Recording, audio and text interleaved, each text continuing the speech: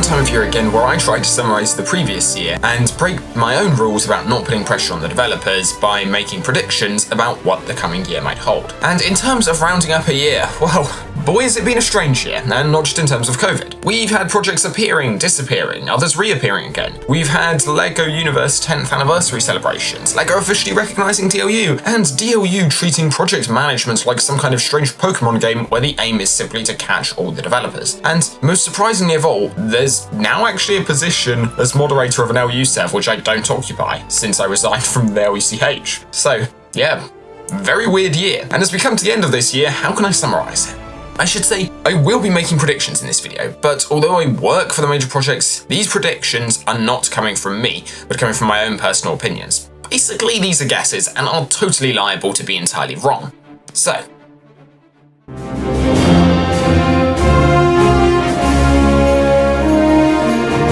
the biggest events of the year were Winston and LCDR moving from their projects, Uchu and LCDU respectively, to work on DLU, an event which genuinely did reshape the community. For years, my ranking of the top 3 projects has been LCDRU, DLU, and Uchu, in various orders. For those wondering about Crooks, until recently I'd never actually played on their servers and so didn't have a very clear idea of where it was at. And in one fell swoop, the developer who put Uchu in that place, and the 2 closed source projects that I'd really seen as being neck and neck, just merged into a single unified effort. It was a huge moment. Crooks still hadn't joined up, but the 2 largest projects, both projects I felt particularly connected to, had finally teamed up. For me, it really felt like it changed the landscape. Sure, Crooks was still there, but these 2 titans had decided to combine. I had some misgivings, of course, and I still do. I particularly liked certain elements of how LCDRU was run, which really gave the project a particular feeling of honesty. In particular, I liked how LCDR never tried to run LCDRU like a professional game development studio. Not that he's not just as competent a programmer as any professional you could choose, but because it keeps the project feeling real. This isn't a professional development environment, no one's getting paid, there aren't deadlines to meet, and the community will in large parts be here and interested regardless of what anyone does. So it's not as though LCDRU needed any marketing. It just needs what any LU project needs, a really good programmer. But overall, yeah, this was an amazing event, this merger, and definitely something which I will be remembering in the years to come.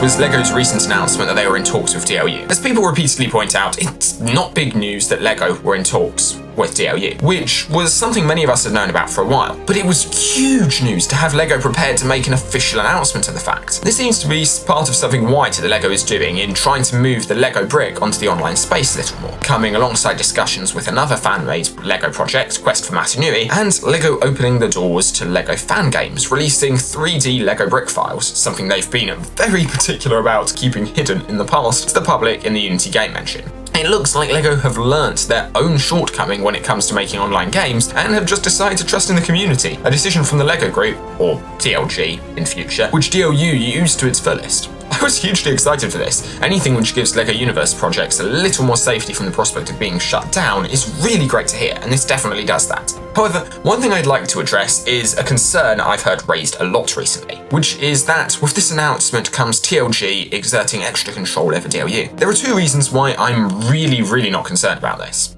Firstly, if TLG wanted to control LEGO Universe servers, there are far easier ways to get that. And let's remember that they do still have the source code. If they wanted, they could rehost LEGO Universe anytime they liked. They don't want control because they don't want responsibility, which makes running everything cheaper for them. Well, I mean, in this case, it becomes entirely free for them, but it also makes everything a lot cheaper for DLU. The LEGO Group will definitely exert a degree of control over the project, but this will just be for the sake of brand image. And secondly, you have to remember that these talks aren't really a new thing. DLU have been in contact with TLG for years, and they have placed various restrictions on DLU. Things like keeping the servers child-friendly and removing behaviours from properties are things that the LEGO Group have asked them to do. So we've already seen the kind of control the LEGO Group wants over DLU.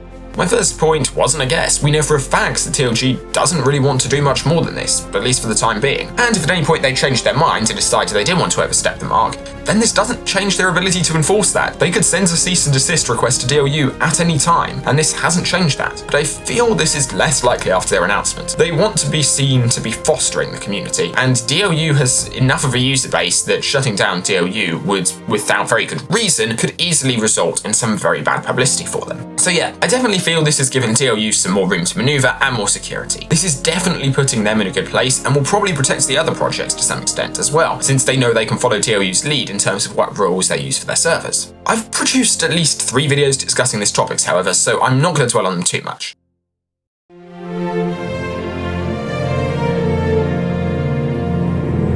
The next stuff to discuss is progress in development. DLU in particular saw a huge boost in gameplay recently, since they took on LCDR and Winston. A huge amount of this gameplay can be directly credited to Winston, since LCDR's work has been mostly back-end, planned to be integrated with DLU further down the line. Although it's worth mentioning that although Winston's made quite the splash, he is by no means the only person actively contributing recently, and both Avery and Darwin have also been making frequent additions to DLU's changelogs. With the start of crash testing, my opinion of DLU, as I have said so many different places, now seriously shot up. They went from being a project that was behind Uchu and LCDRU to a project that I genuinely saw us out in the front and leading in terms of development. Their Avant Gardens, although not perfect, has genuinely reached the stage where I can just sit down, start playing, and really enjoy what's implemented, without having to invent harder challenges to keep myself interested. Although, let's face it, I still do that. I've streamed various things on this channel over the crash test and their 10th anniversary event, and so I would recommend checking those things out if you want to see more details.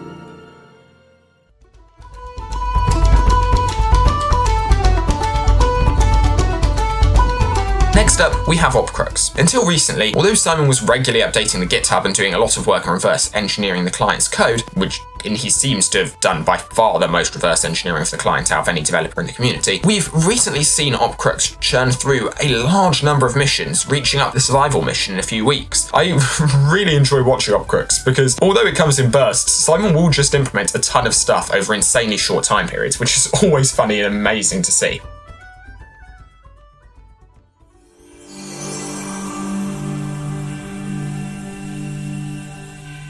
Then we have Uchu. I began the year by watching Uchu seriously progress and being really excited about it moving forward. This ended very suddenly, however, with Winston's move to DLU, and at the time I was very despondent about the chances of someone picking Uchu back up. But oh, how wrong I was! Within a month or so, a developer by the name of Mick, someone who'd briefly contributed to Uchu in the past, joined the scene. Initially I was skeptical, as I always am, but he really quickly proved himself to be competent as a developer and mature enough for me to feel very secure in Uchu's future. After that, Enkry, who at the time was working on Project Garmenton with Aaron, started working on Uchu. He now splits his time between Uchu and Crooks, although feels like he's more active on Uchu. In fact, Uchu has recently picked up multiple new members, including another friend of mine, Zayop, a speedrunner from over at the LUSR. Overall, Uchu has actually been seeing some decent progress, with Mick really pushing for the server's stability, which had been somewhat neglected in the past, squashing many bugs and hugely optimizing server performance, as well as helping various potential developers to get used to the source code. In terms of mission progress, Uchu has also progressed nicely, although this has been less of a focus, with Enkry working on and off on the Spider Queen properties and implementing factions.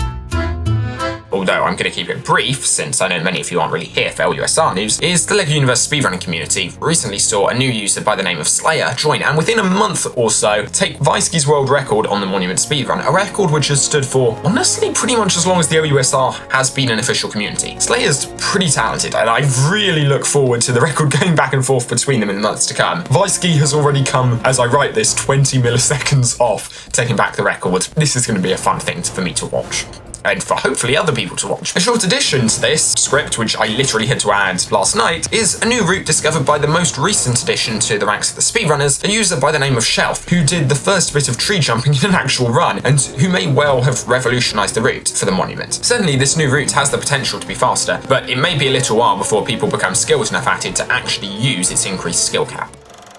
So, I guess that's a neat summary of what's happened. Moving onwards, I guess it's time for my predictions. So, first off, the one everyone is really interested in, DLU. I kind of left something out of my news so I could discuss it more here, but Deal put out a year-end update on the forums, in which he covered many of the details about closed beta from my video with Darwin, amongst other things.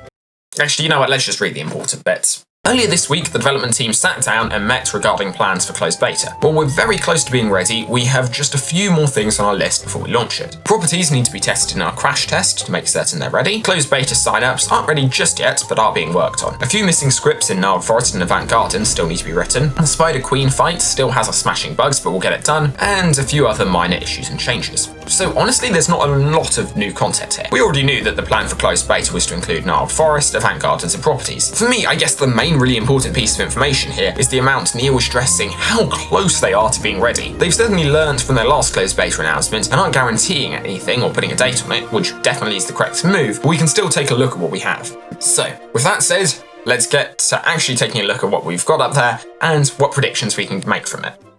I'm going to talk you through my process of coming up with these predictions here. So if you disagree with anything or you think I've over or underestimated things, you can throw up a correction in the comments and let me know what your particular prediction is, because I'm really interested to hear what everyone predicts and, well, I mean, I guess we'll see who's closest. The other thing I want to say before I start is that history has shown that generally, if I predict something, the actual amount of time will probably be double my prediction. That's not the fault of the developers, just the fact that I'm bad and that real life has to take priority for them at times. So yeah, I'm going to take some risks in this prediction in trying to be as accurate as possible, but this could all go horribly wrong. Mathematically speaking, I'm aiming for the mode rather than the mean of the times they could finish. This will mean that I'm be taking an optimistic estimate, since if things go badly wrong, it becomes almost impossible to make predictions, so bear that in mind. I think it's safe to say closed beta will be happening next year, but I'm not going to make any stronger guarantees. So with that disclaimer out of the way, in the immortal words of Mario, let's go. The thing I'm going to start with is the schedule for crash testing. We know for a fact that we'll have a period of crash testing properties and Spider Queen before closed beta. That's going to be really important for making predictions because they're going to want to know everything's up and running correctly before hitting closed beta. So we're probably going to spend a reasonable amount of time on that. I would suggest probably at least a fortnight with players able to access the Spider Queen and properties. Possibly or probably up to a month on that. Once this is ready, crash testing will probably be over and DLU will start looking to the future, preparing gnarled forest, finishing off avant gardens. Actually, finishing off avant gardens will probably still happen within crash testing, but my guess is that crash testing will end whilst they're working on gnarled forest. This isn't from a development perspective. From that point of view, they'd probably want as many people testing gnarled forest as possible, but I strongly suspect that Neil will want to take gnarled forest down for some time so that when it's properly released in its complete form, it comes as something of a pleasant surprise to people, generating hype that, well, okay, let's face it, DLU really doesn't need if they're announcing 500 odd places. So we have properties, the Spider Queen, and some remaining scripts in Avant Gardens, plus a month of testing, assuming there are no game-breaking bugs found during that time. It's worth noting that sometimes the easiest way to bug fix is a rework of some underlying code. For instance, the Phantom Quick Build glitch was fixed by Winston the other day as part of fixing an underlying problem in players getting trapped quick building if the thing they were trying to quick build was destroyed. But it was over half a year before it was fixed, just because it's not worth fixing bugs like that in a hacky manner. However, in terms of glitches and bugs of underlying systems, I hope there aren't too many more major underlying systems which will need to be worked with on the run-up to closed beta. In my estimation, most of them are reasonably standalone things, like scripts, so whilst there may be cursed glitches, hopefully nothing would require a huge rework. On top of this, it's really important to note that the quick build bug was not being consistently worked on for, that's half a year I mentioned. It was just an example to show how long it may take to get to an underlying bug. So, one bug that does exist, and I don't remember if I bring this up later, so I'm going to quickly mention it now, which actually is related to something which is quite underlying and that comes up everywhere, is the mission-related bug, which is daily missions not properly working. So it's worth noting that there are still some bugs with underlying systems, but I'm hoping that when we move forward, there aren't going to be too many new ones found. Anyway, I'm going to say I think there's not a huge chance of getting a bug that requires a large rework, because if it does, all bets are off as to how long it might take. So the question is how long I think glitches will take to iron out, and how many will be found. I also think the odds of this going well is pretty good, since we're really asking how many bugs we think will occur with large numbers of players that the devs hadn't already come across. The Spider Queen battle is a large single-player instance, and replaying it, if that's intended, is a 4-player instance, although I'm not certain this will be worked on. DLU have mentioned in the past they don't have code for matchmaking in place at the moment with regards to stuff like survival, and I'd be surprised if they include the 4-player go back to the Spider Queen fight. Either way, I wouldn't expect there to be many differences when you add extra players into the mix. The Spider Queen is a single-player instance, and the other's just 4 players, so you're not going to have a huge number of players player stress on the server. The Spider Queen is mostly AI and gameplay stuff, which I would expect to be very strong. Winston has a lot of experience with this sort of thing from Uchu, and Uchu's code has been very strong when it comes to AI not bugging out around multiple players, so there's no reason that shouldn't go very well. I'm sorry, I feel like this is putting pressure on Winston to be amazing at everything. Winston, you know there's no pressure. I just think you're brilliant. Properties are something of a wild card, but I think the game entirely ignores other people when you're building. So again, I wouldn't expect large player numbers to uncover new bugs there. A fair amount of property building is also client-sided as well, meaning that, well, I wouldn't expect a ton of glitches there, which only occur when multiplayer begins. Any glitches I would expect to happen in single-player testing as well. It's also a lot smaller of a step than their last steps have been. DLU basically brought out all of Avant Gardens at once, okay, aside from the monument, meaning the bugs were found all over the place in many different systems. Here, there's one system. Okay, that's maybe a slight exaggeration, but there are a limited number of systems, and although it's one of the more complicated parts of server creation, DLU does have a lot of the back-end systems in place already. Basically, I think they might be able to manage this reasonably quickly, and I think they think that as well, judging by how confident they've sounded recently. Updating this script, I was just discussing this with Darwin and figured it was worth adding this to the script, and apparently over the course of crash testing they discovered over 100 unique bugs. In particular, one thing I found really interesting is many of these didn't come from the bug reports channel, but literally just came from looking at the logs after a crash. And so I guess there's still a lot of room for rare bugs to come up, even if I think there's less room for bugs scaling with numbers of players. In particular, apparently the crash logs yielded a lot. Like, I know at the time someone from DLU mentioned finding quite a few null pointer exceptions in their code, and I'm kind of hoping that's what the debugging process is mostly going to entail. I'm hoping it's going to be more like that in dealing with smaller bugs than dealing with larger ones. But of course, none of this discussion of players finding bugs in the Spider Queen and properties will directly correspond to time it takes, because these things need to be implemented in the first place. All I'm guessing is how many bugs will be found during the remainder of crash testing. My guess then is that from when they're released, we'll probably spend about a month on it. But how long until the Spider Queen and properties will be released?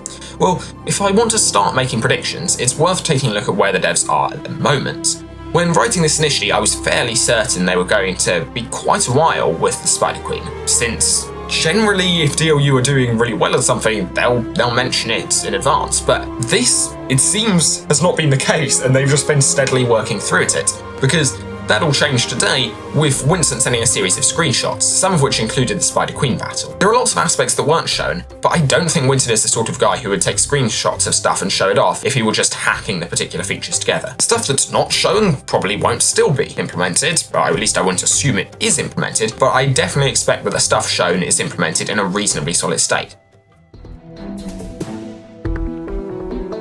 So, what is shown?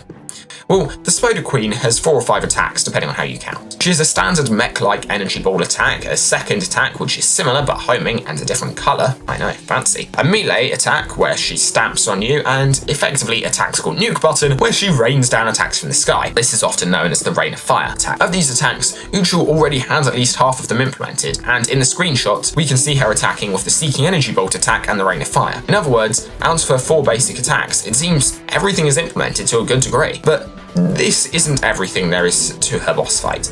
These extra attacks aren't on all the time. The battle is split into 3 waves, with each one adding an extra attack onto her basic ranged and melee attacks. In between each of these, the Spider Queen retreats to the mountains and allows some spiderlings to attack you. I know this wasn't really implemented in Uchu, and to my knowledge, it's a reasonably complicated area, so this might take quite a while to get working fully. But a month and a bit from the time of writing this script seems reasonably plausible, so I guess there's a fair chance this might be working by the 31st of January, and that's going to be my official guess for this part. And if not, I'd say there's a large chance that by the end of February we'll have this. So I'm going to guess the crash test will start with these on the 31st and continue until the end of February, and yeah, that's how long it will take before the Spider Queen gets completed to a standard deal you're happy with. Aside from this, they've stated there are scripts they need to implement in Avant Gardens. Avant Gardens already plays pretty well. The one bug fix I think that we could really do with is the implementation of daily missions, although that's not an Avant Gardens only bug or even a script. And this suggests they're really trying to polish Avant Gardens. The things that I can think of off the top of my head which are script controlled and need to be worked on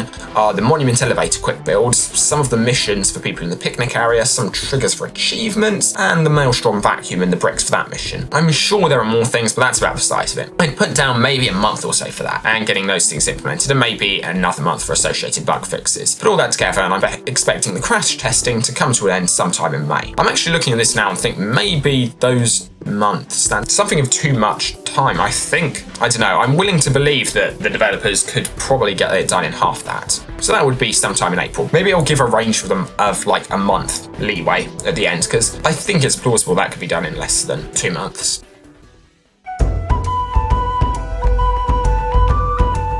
Then there's the question of completing Gnarled Forest. A lot of Gnarled Forest is implemented, but there's even more that isn't. However, the devs have been making quite a lot of progress on that front, and it's reasonably common to come back onto the server to see they've added a few more missions to the list. They could definitely implement it to AG's current standard in a month, maybe 2, but given they aren't happy with Event Gardens, I'm going to guess another month on top of that. So say maybe 2 months to get Gnarled Forest where they're happy with it from where it is now. I'd normally add a month or few right about here for the sake of real life, but as long as the developers are just implementing scripts, I feel they're all more than experienced enough to split the work effectively between them. So I'm going to go with just the current total. This is far lower in terms of timescales than I normally predict, but it might happen. It could even be shorter, although not by more than a month. And I'd say it's far likely to be longer.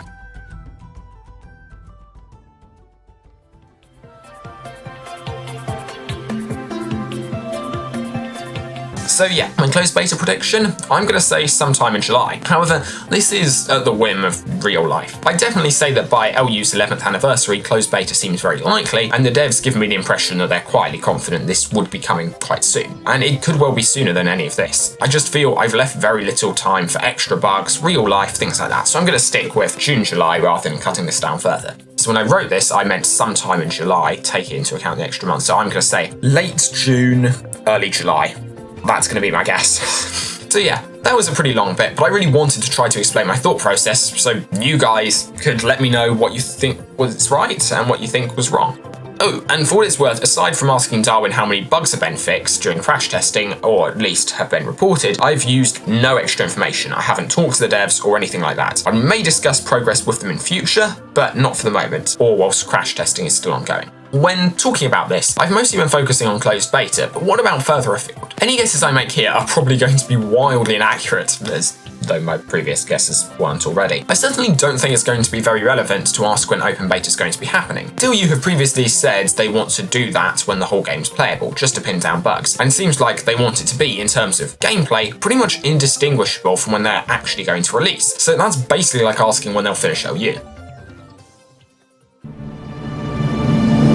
When people ask about open beta, I think they're really asking about when they look likely to be able to play. And that's the thing. Ages ago, back when DLU were promising closed beta by the end of 2019, I made the prediction that they'd steadily pull in new players in the order of maybe 1,000 players by the end of it. They're definitely going to do something similar to that, but I think I'm going to revise my estimate quite a bit. My guess is now that closed beta will continue up until probably a few months before open beta starts, that during closed beta they will add in new worlds, because they don't want to suddenly add in all of the other worlds that they haven't implemented yet. They don't want to be implementing all of those at once. And so, yeah, they're going to be steadily adding to those worlds in throughout closed beta, and I suspect that's all going to continue up until a few months of open beta actually hitting. So, yeah, and they'll be taking on players continuously throughout that time as they try and make the server more stable. In other words, if you're just joining the community, know that you are joining at an amazing time. Your odds of getting in during the next few years are insanely high, certainly higher than they've been any time previously. So much of this channel has been about keeping people updated with everything that's going on as server development progresses, but as of closed beta, DLU's Discord will be open. There'll be many more of you playing, and well, honestly, we'll be reaching the point where there's not even much need for this channel anymore, and I think that's a brilliant thing. It's something of a joke I've been making for ages now, that the popular consensus is that we'll always have LU done in 2 years' time, and I don't think that's the case yet, unfortunately. But it's reaching the stage where that would almost be plausible. Certainly in 2 years' time, I think I'd expect a fair amount of the community, maybe like 10%, possibly more, to have access to DLU. And we're coming a lot closer to large numbers. I'd say within 3 years, I'd expect... I'm coming out with this particular prediction on the spot. This is never a good idea. I'd expect... I was going to say at least a quarter of the community to have keys. The only thing is, once this starts happening and once this starts being advertised, the community's going to grow by a huge amount. And so like, a quarter of the existing community might have keys. Maybe we'll say that. So that would be on the order of 16,000 members just to make things nicely divisible. So I'm going to say around 4,000 people. That seems like a lot, but it could happen. Anyway, in writing the script, I have broken my one rule when making these videos. I've let myself become properly excited about all of this. That's probably not a good thing, so I should calm down before writing the rest of the script. I should also be clear that this is a prediction made to try and give me the best chance of being right, which is not the same thing as when I actually expect this to happen. I say I expect closed beta by the 11th anniversary, or October 26th. Someone on stream a while back suggested we might get open beta by the 10th anniversary of LU's closure. I personally don't think that's too likely. It seems there's a lot to go before then, but it might be likely we get it happening by the 10th anniversary of DLU beginning, although they can always choose to measure that in multiple different ways, so I guess I can never be too far off from it being one of the 10th anniversaries of DLU. But yeah, it's a good sign I'm excited though. This really is the first time in a while that I've been truly excited about the prospect of LU servers actually being open to a large number of players in quite a while. And I'm insanely interested to see how the community evolves given that. Anyway, I spent a lot of time talking about this, and just in particular with DLU, so let's get back to other projects.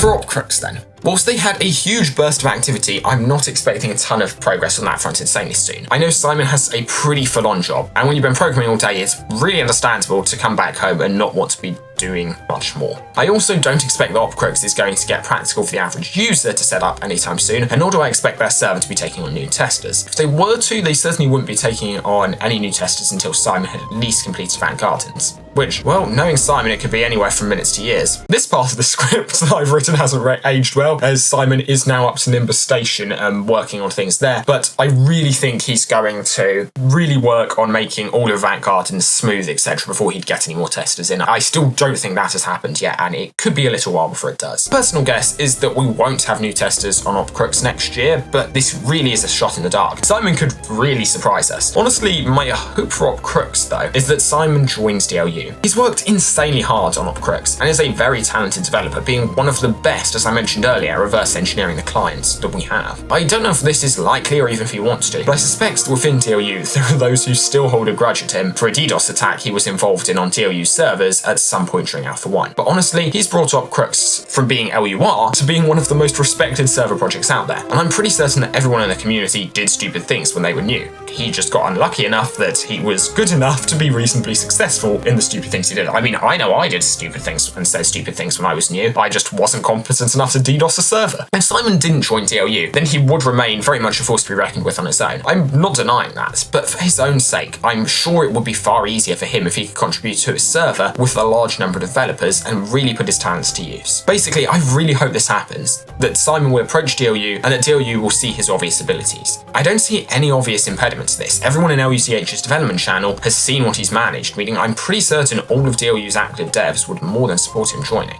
and it should be down to them. But this is a lot of surmise, and it's more me talking about what I'd like to happen rather than what I think will happen. I currently haven't heard anything in this particular direction, so I have no reason to predict any of this will ever actually happen. I just hope that it does, both for Simon's sake and for DLU to get a very competent developer on board. Because, let's face it, they've already taken most of those.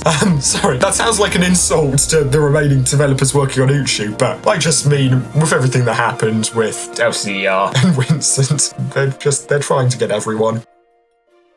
As for Uchu, honestly, the greatest bit of progress I'm looking forward to is them fixing a bug which the Uchu community has come to know and love as the 55% glitch, which one of Uchu's users recently managed to reproduce for the first time. In general, Uchu development has recently been a lot about optimizations, but I'm really looking forward to Mick finishing his pass through optimizing everything and for development to move towards new content. On top of this, I'm hopeful that Uchu will slowly continue to pick up more developers who will be able to chip in, little by little, wherever they can to clear up the workload from Encry and Mick somewhat. No particular time predictions from Uchu though. I guess it's an interesting question as to whether or not any of them will be stolen by DLU, but honestly I don't think that's too likely at the moment. We'd obviously have to see, but Uchu has been gathering steam in a reasonably active community, so I feel the developers would quite like to stay working on it, whilst the developers are all newer and far less experienced than Simon. That's not to say they're any worse than he is, but experience carries a lot of weight, especially when working with a code base like LU's, where lots of things are weird, and experience and having a really good feel for how LU works can be so important.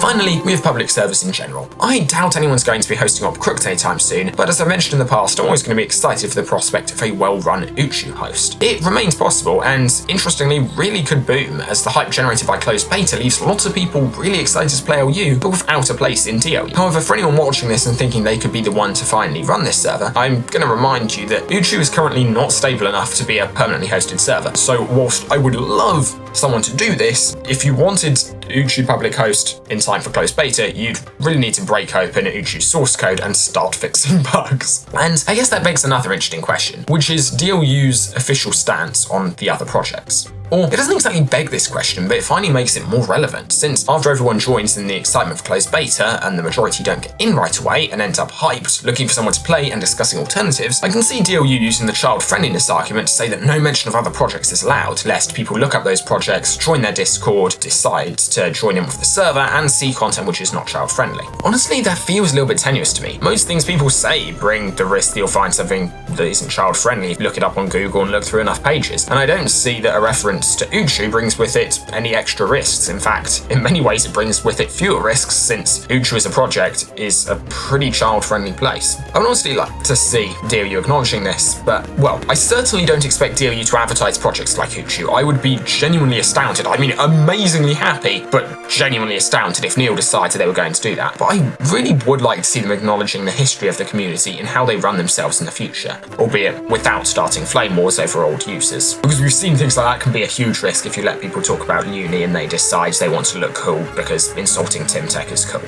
Also, with DLU promising to release their source code, they would already be implicitly supporting servers they can control. All of this, I'm just going to be interested in seeing what happens with, because we've never been in the position where DLU has actually been asked to comment on the existence of other servers in an official manner. I mean, we know unofficially their opinions, but like officially, I'm going to be interested to see what Neil has to say. Honestly though, I suspect DLU will try and ignore the existence of other projects as much as possible, officially at any rate, so that none of their player base will be lost to other people's servers, but we'll have to see how that goes moving forwards. This has been one of the longest scripts I've ever written, so for those of you who have actually made it to the end, I hope that this has, well, been somewhat enjoyable or informative, and that you're as excited as I am for whatever this year may hold, whether I'm right about any of this or entirely wrong about all of it. Thank you so much for listening. As always, developer channels are in the description, show them your support. Honestly, it probably does more for this channel than subscribing here, since without everyone supporting them, I'd have nothing to talk about in the first place. Also, it's coming up to having 1 year of Vaiski editing for me. In this year, he has been an utter legend, spending stupidly large amounts of time on making certain my videos are up to scratch for you guys, and doing everything for free, simply for the sake of experience. Honestly, I don't know why he's sticking around. He's also been instrumental in making the speedrunning community what it currently is, just in his dogged persistence with the monument speedrun if nothing else. And yeah, coming to the end of this year, he's been an amazing help and, as I said, an utter legend. Huge thanks to him. Also, this year has seen me getting to know people properly in the community for probably the first time after making a few friends on the forums, rather than just sort of being a robotic moderator who answers questions. So it's been lovely. A huge shout out to all my friends in this community, and to my friends in real life who I've now actually told about my part in this community after it having been something of a secret for years, and who were all very, very supportive when I was stressed and tired around the LU 10th anniversary event on DLU. This is probably the result of me being in a cozy room, slightly tired and happy, and rambling, so I'm going to wrap things up now. But yeah, thanks to everyone so much for making this such a great year, despite everything, and I'm really looking forward to the next. I've been Ninja LU, thank you so much for listening, and I'll see you next time. And here's a PS. I left out possibly the best part of this year in this video, and I only realised it right at the end, which was Prevateer's tribute to LEGO Universe on its 10th anniversary. It's a short YouTube video which I guarantee you will be the best 3 minutes of LEGO Universe content you will see in your life. I'll link it in a pinned comment or something. Watch it. You'll thank me. Seriously. Also, points for everyone who tweeted at Brian Tyler, like he seriously needs to hear this, and has listened to far worse. And then there's a PPS. I know that I've been streaming a lot of LU recently, and then you've all been getting spammed for notifications. I know it's pretty controversial, but I've decided to move over to a new channel, Ninja Vlog, or without lots of generality. It's a maths acronym because I'm a cool kid. For this sort of thing. This is basically for those of you who enjoy my more random content, whilst this channel can remain focused for all the important stuff. I'll probably link that in the description. If you enjoy my streams, feel free to check it out, and if you don't, then please don't waste your time on it. This is just there for anyone who might be interested in that sort of thing. I personally don't care how many views or anything like that it gets. I'm just doing it because playing LU casually is fun, and I might as well hang out with you guys whilst I do it, so why not do that? Anyway, thank you for listening to now both of those addendums. I've been LU. Thanks so much, and I'll see you around.